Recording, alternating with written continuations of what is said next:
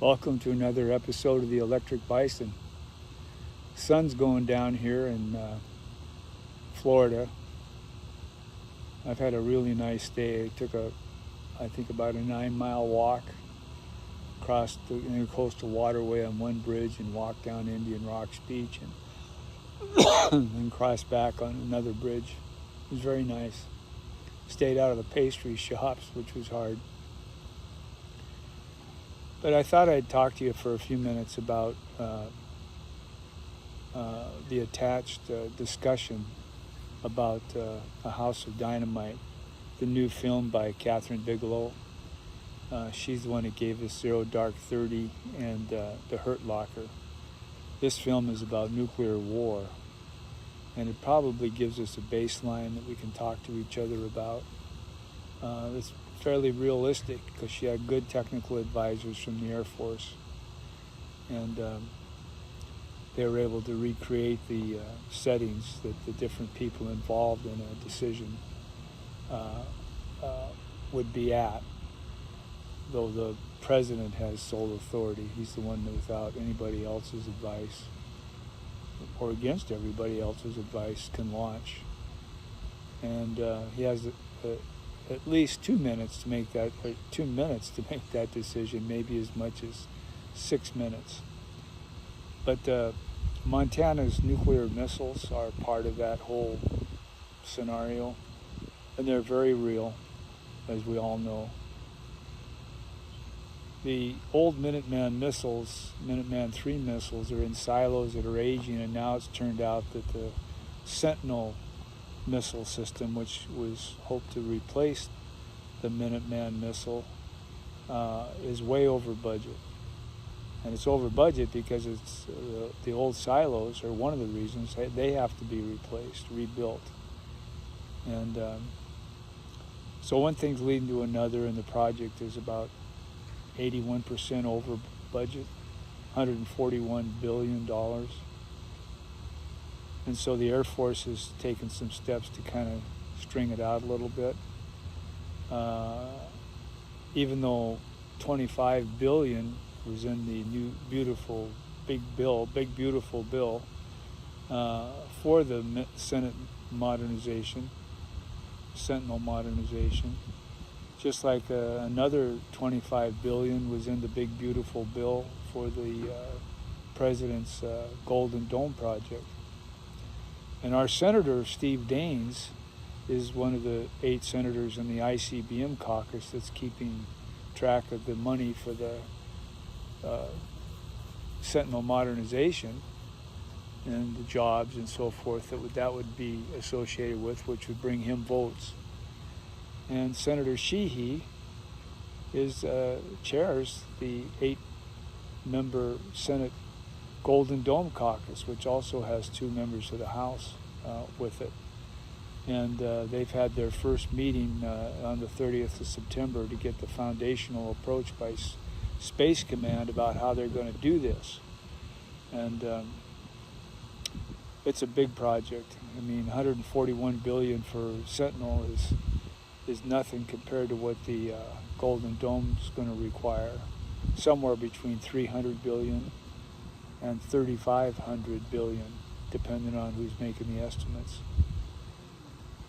So we're at a juncture, and I think we really, really need to be talking about what's the best course of action ahead, because it'll affect the safety of Montanans and our children and our grandchildren.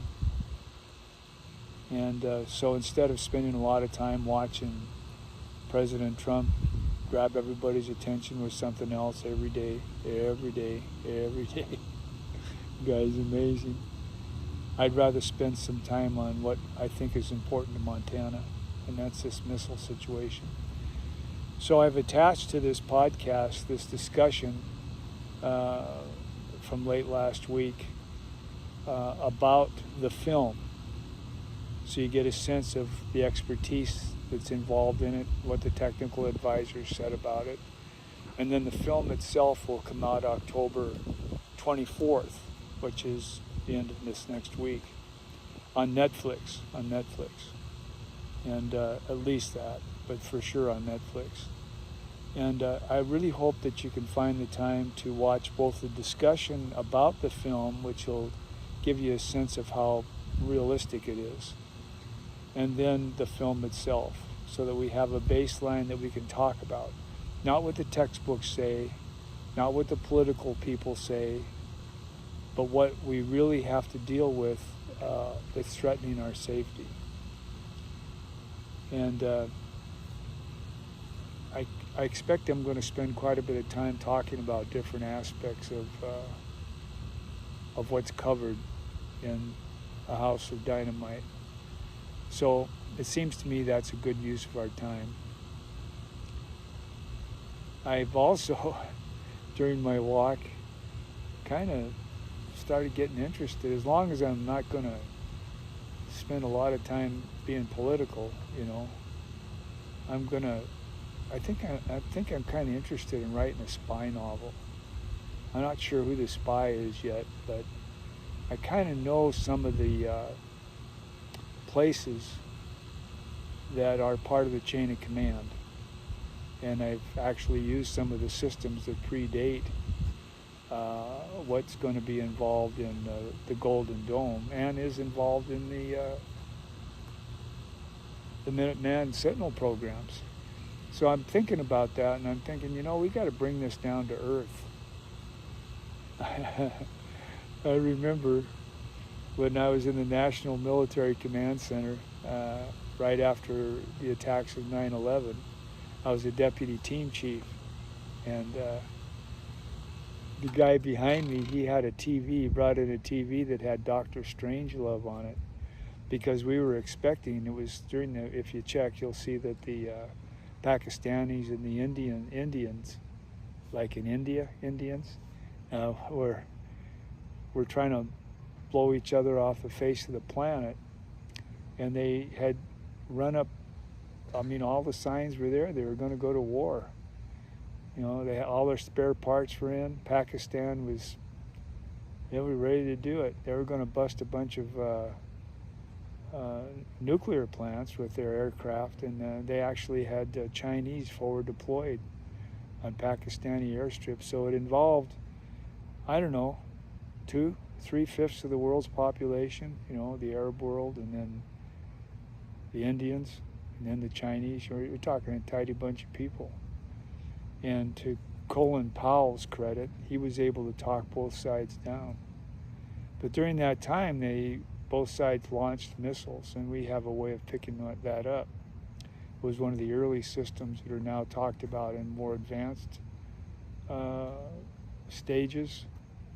And I won't say more about that, but I'm sitting at my desk, and I hear this female voice over my head, out of the speaker over my head, saying missile launch. And then a little while later, there was another female voice, or the same female voice, saying again, missile launch.